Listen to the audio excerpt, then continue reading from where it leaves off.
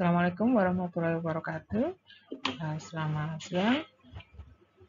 Hari ini saya akan menyampaikan apa yang menjadi perhatian dari mata kuliah ekonometrika.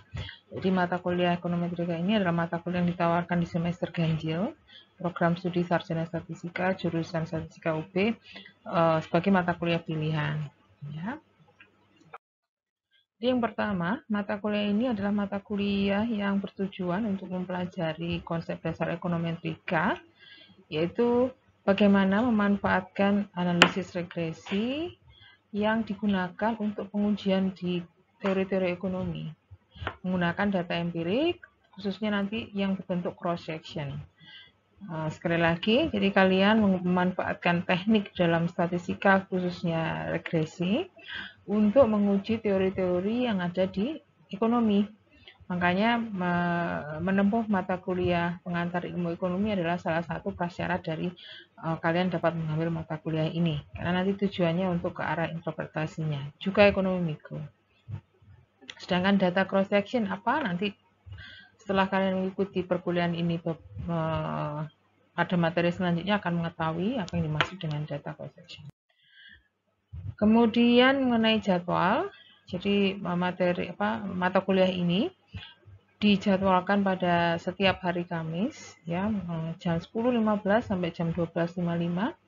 Namun karena sistemnya yang masih harus kuliah secara online, maka jam ini akan saya bagi-bagi menjadi beberapa slot. Jadi yang slot yang pertama adalah kalian belajar mandiri mengenai materi yang sudah saya upload di Google Classroom pada jadwal tersebut. Jadi kalau kalian akses Google Classroom kelas ini jam 10.15, materi yang saya rencanakan untuk hari Kamis itu pasti sudah akan ada di sana. Segera kamu pelajari. Jadi di situ juga bisa kalian temukan nanti saya akan merencanakan apa hari itu, tugas atau post-test atau apa yang semuanya saya taruh di situ. Materi pembelajaran saya upload dalam dua versi. Versi pertama adalah versi PDF yang bisa kalian pelajari, kalian baca-baca. Sedangkan versi yang kedua adalah dalam bentuk video yang PPT dengan suara, ya, dalam bentuk video yang bisa kalian lihat di YouTube. Jadi penjelasan saya sudah saya rekam dalam versi video, jadi kalian tidak harus ketemu saya nanti secara online terus-terusan. Jadi yang saya rekam itulah yang kamu jadikan bahan untuk belajar. Jadi di sini ada waktu kalian untuk mempelajari secara mandiri materi tersebut dalam satu SKS pertama. Ya. Kemudian SKS kedua saya biasanya membuka sesi meeting via Zoom yang juga tidak sepenuhnya sampai selesai jadwal mata kuliah ini. Jadi saya buka pada jam 11.10. Jadi nanti Zoom Meet paling lama 40 menit saya yang tujuannya adalah untuk menjawab pertanyaan, menjelaskan hal-hal yang masih kalian kurang paham sewaktu mendengarkan atau menyimak PPT yang sudah saya beri sudah saya beri penjelasan yang sudah saya upload sebelumnya. Jadi di sini tidak digunakan untuk menjelaskan seluruh materi.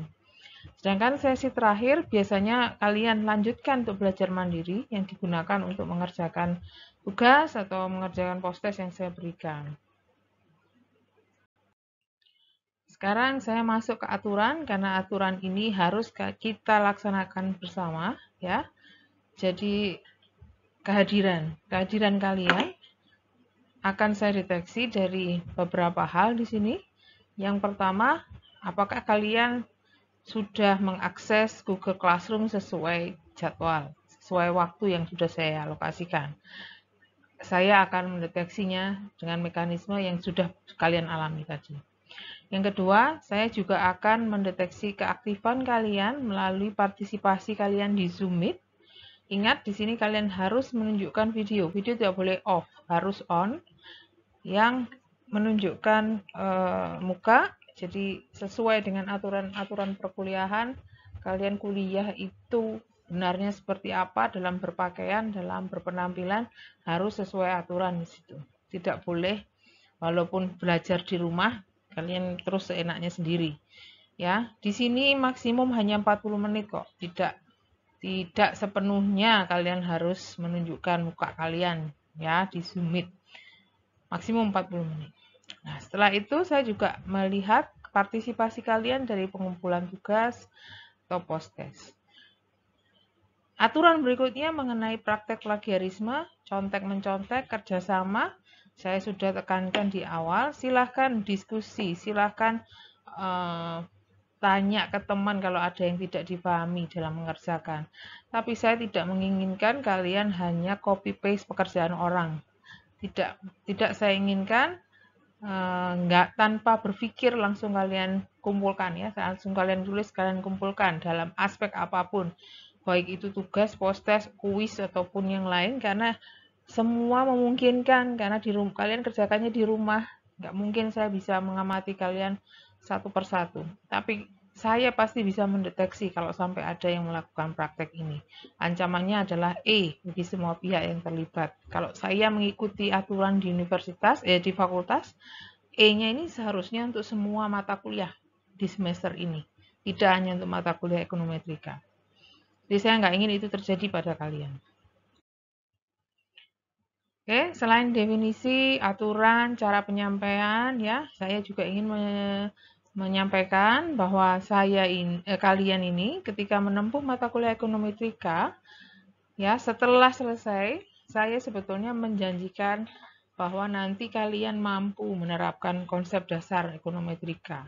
Kalian juga nanti harus mampu memanfaatkan analisis regresi untuk penerapan di bidang ekonomi, ya, satu atau beberapa prediktor. Kemudian kalian juga harus mampu memanfaatkan analisis regresi ini untuk menguji teori ekonomi berdasar data cross section. Kemudian mampu memberikan interpretasi secara ekonomi dari hasil analisis.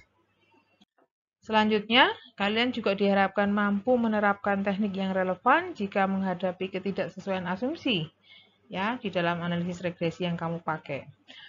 Memahami dasar teori untuk teknik ekonometrik yang lebih advance ini juga diharapkan karena mata kuliah ini juga ada lanjutannya sebenarnya, mata kuliah ekonometrika lanjut. Jadi kalau kalian di sini sudah memahami teori-teori yang cukup, maka kalian bisa mengambil mata kuliah ekonometrika lanjutan yang memang menggunakan mata kuliah ini sebagai prasyarat.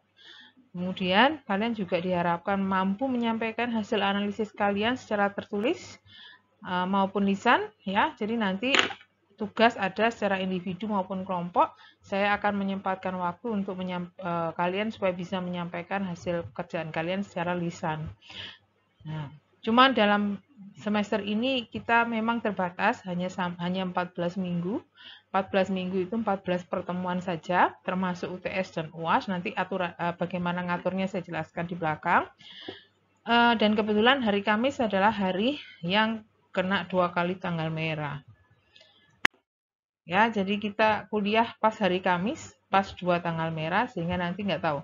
Saya mencoba memampatkan materi, kalau tidak memungkinkan ya harus mencari hari pengganti untuk menggantikan tanggal merah tersebut. Ya, jadi rencana ini yang saya tuliskan di sini, materi yang saya sampaikan per minggunya, itu adalah rencana dengan asumsi tidak ada tanggal merah, 14 minggu itu ketemu terus. Jadi kalau misalkan sampai ada yang digeser-geser, nanti tentatif saja saya sesuaikan. Ya, jadi minggu pertama selain menjelaskan mengenai apa yang kamu pelajari, nanti di materi setelahnya saya akan menjelaskan definisi ekonometrika, metode dalam ekonometrika yang mungkin kalau tipe data juga bisa nanti saya jelaskan sekilas. Nanti minggu kedua saya melakukan review mengenai analisis regresi, sampai minggu ketiga mengenai uji hipotesis, bagaimana memanfaatkan Excel dan Gretel untuk analisis, serta bentuk skala, unit pengukuran, dan fungsi yang dipakai di model, fungsi-fungsi yang mungkin dibutuhkan di dalam regresi. Minggu keempat transformasi, minggu kelima penduga MKT regresi berganda dalam notasi matriks. Ini semua sebenarnya sudah kalian pelajari waktu di pengantar analisis regresi. Di mata kuliah ini saya hanya melakukan review dan menunjukkan pemanfaatannya di bidang ekonomi. Minggu keenam melakukan atau mempelajari tentang uji-uji yang terlibat di dalamnya ketika kita sudah menggunakan lebih dari satu prediktor regresi linear berganda, dan juga menunjukkan contohnya dengan memanfaatkan Excel dan Gradle. Minggu ketujuh, regresi dengan variabel dummy. Kemudian asumsi-asumsi itu setelah minggu ketujuh. Mulai dari asumsi normalitas, non-multikoliniaritas, homoskedastisitas, non autokorelasi, ya. Semua saya bahas berdasarkan konsep bagaimana mendeteksi, bagaimana efek jika terlanggar asumsi tersebut, dan bagaimana cara menanganinya beserta contoh yang saya langsung tunjukkan menggunakan Excel atau Gradle. Minggu setelahnya ini terakhir, materi terakhir di mata kuliah ini, saya akan mengajarkan tentang regresi dengan data panel. Sedangkan kalau memungkinkan tugas-tugas pasti ada tugas kelompok. Kalau memungkinkan nanti di minggu terakhir kalian bisa mempresentasikannya. Sedangkan penilaian, assessment, itu saya gunakan beberapa poin di bawah ini, poin di sini, yang tujuannya adalah untuk mengetahui bagaimana kalian bisa memahami atau bisa menerapkan sesuai yang tadi saya sebutkan di awal. Saya ingin kalian mengerti tentang A, B, C, D, ya, 1, 2, 3, 4, dan seterusnya itu tadi.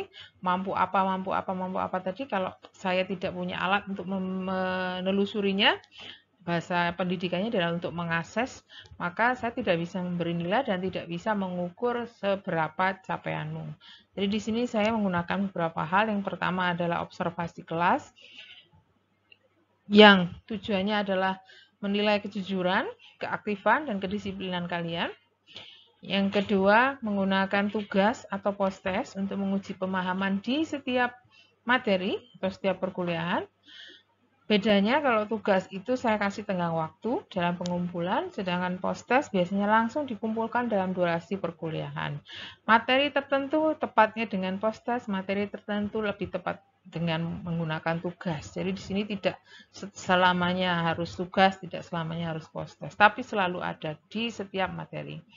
Sedangkan pemahaman beberapa materi saya ukur dengan menggunakan kuis. Tujuannya apa? Supaya kalian paham atau mendapatkan gambaran nanti kalau masuk di masa UTS atau UAS itu seperti apa sih ujian yang harus kalian hadapi.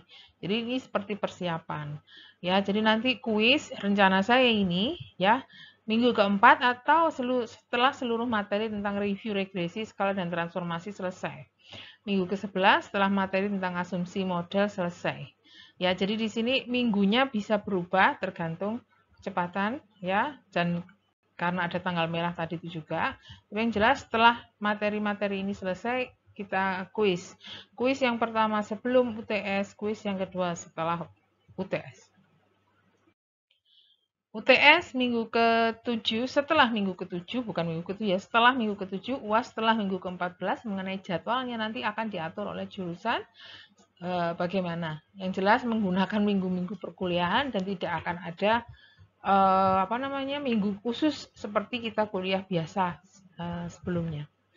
Pengumumannya nanti akan saya sampaikan ketika sudah diatur oleh jurusan. Sedangkan penilaian, saya menggunakan bobot-bobot ini berdasarkan semua asesmen tadi yang saya jelaskan ke kalian. Lihat, untuk tugas, post-test, kuis akan ada lebih dari satu, sehingga yang saya gunakan di sini adalah rata-rata. Ya, jadi rata-rata dari semua asesmen tadi ada bobotnya sendiri. Observasi kelas untuk melihat sikap kalian, bobotnya 8%. Post-test secara rata-rata 15%, tugas secara rata-rata 14%, kuis secara rata-rata 15%, UTS dan UAS 24% masing-masing. Sebetulnya nilai ini ya pembobotannya adalah pembobotan yang mengarah ke nilai akhir, nilai yang nanti keluar di KHS atau transkrip kalian dalam bentuk A, B, C, D, E itu. Jadi nilai masing-masing asesmen diboboti seperti ini, produk akhirnya adalah nilai yang keluar di KHS. Ya, di dalamnya nanti, tapi ini masih internal, saya sendiri atau program studi nanti yang menganalisis. Ada pembobotan lain yang nantinya, karena nanti secara spesifik Post-test tertentu saya berusaha mengukur kemampuanmu yang mana, yang dari ada beberapa kemampuan yang di awal saya jelaskan, capaian pembelajaran yang saya jelaskan di awal, itu ada sendiri nanti poin-poinnya yang nanti bisa dihitung eh, ketercapaiannya. Ya, jadi di sini sebetulnya asesmen tadi sekaligus juga kita manfaatkan untuk mempelajari sejauh mana capaian pembelajaran kalian. Tapi masih belum dirilis dalam bentuk nilai di KHS. Referensi yang saya gunakan ini yang utama adalah miliknya Gujarati, ya Basic Econometrics, atau bisa juga kalian yang punya yang bisa akses juga mempelajari miliknya Woolrich di sini. Silahkan dibaca-baca karena banyak contoh atau penjelasan yang lebih detail di situ daripada kalian hanya mendengarkan apa yang saya jelaskan. Software, tadi sudah saya singgung sekilas, kita menggunakan Gradle, Excel, atau kalau mungkin menggunakan R, tapi nanti yang di kelas saya lebih banyak mencontohkan dengan Gradle dan Excel. Yang Gradle ini open source, jadi nanti kalian bisa akses, bisa download, bisa install tanpa harus menggunakan lisensi. Excel yang sudah terinstall di laptopnya, nanti kita update ya, ada add-in sedikit sehingga nanti bisa digunakan tools yang berhubungan dengan analisis regresi atau analisis statistika lainnya. R, jika yang berminat bisa lanjut dengan menggunakan R dengan segala macam kemungkinan untuk pengembangannya. Oke, dari saya untuk materi sampai di sini. Nanti kita lanjutkan dengan materi awal mengenai apa itu ekonometrika dan pemanfaatannya. Hubungannya dengan statistika seperti apa.